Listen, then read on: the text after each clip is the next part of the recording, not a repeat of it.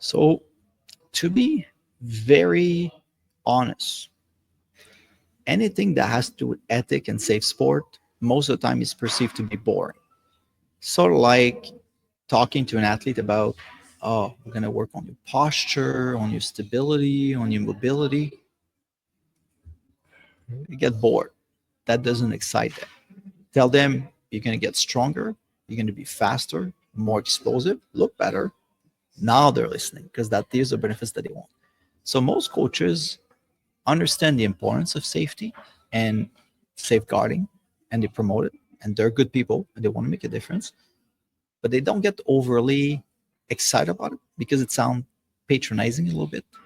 But at the same time, it's necessary because we've had so many cases of athlete maltreatance, abuse, intimidation, and bullying that we need to increase awareness in coaches.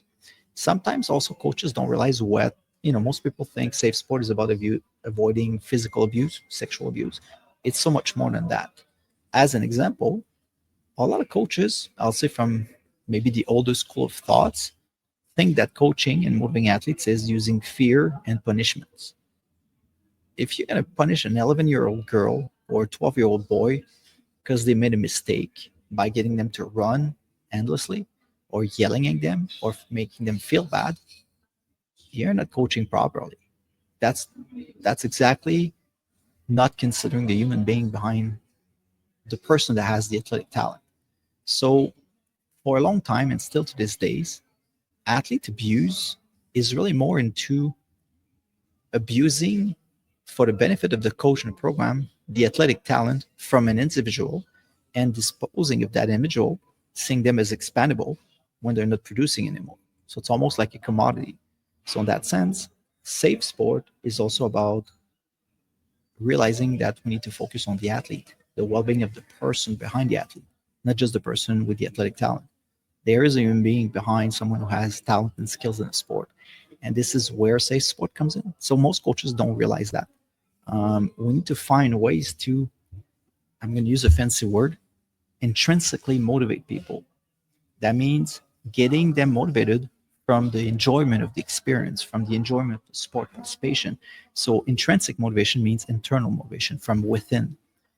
Most of the coaches from the older school will use punishment, fear, threats to motivate. It's almost like putting a gun to your head. It's like, do this. Yeah, I'm going to be motivated for sure because I don't want to lose something. But it's called extrinsic motivation. So you're motivated from an external factor, extrinsic, external. And that's usually short-term motivation. And that's not the motivation that will get you to really enjoy and appreciate a sport experience. So while it's a bit patronizing for some coaches to be kind of like given morals, it's necessary. And then it's when it's done properly, it's actually a wake-up call for coaches.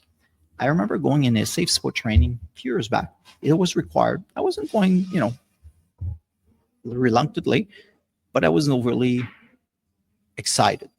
I was expecting some sort of boring, be attention, blah, blah. But the training was exceptional. They had testimonials from athletes that were abused. They had cases where they showed the distress in athletes. And it was very much of a wake-up call for me. Not that I've never been caring about the athletes, but it made me more aware of the damage I can do as a coach. So I think it's necessary, although not exciting. But if you present safe sport not just as something you should do, but as something that's going to make your athletes more motivated and have a better experience, which is why coaches are there in the first place most of the time. It's going to be a tool to make you an even better coach. And that's what's going to get coaches to embrace it even more. Again, that's a personal opinion here.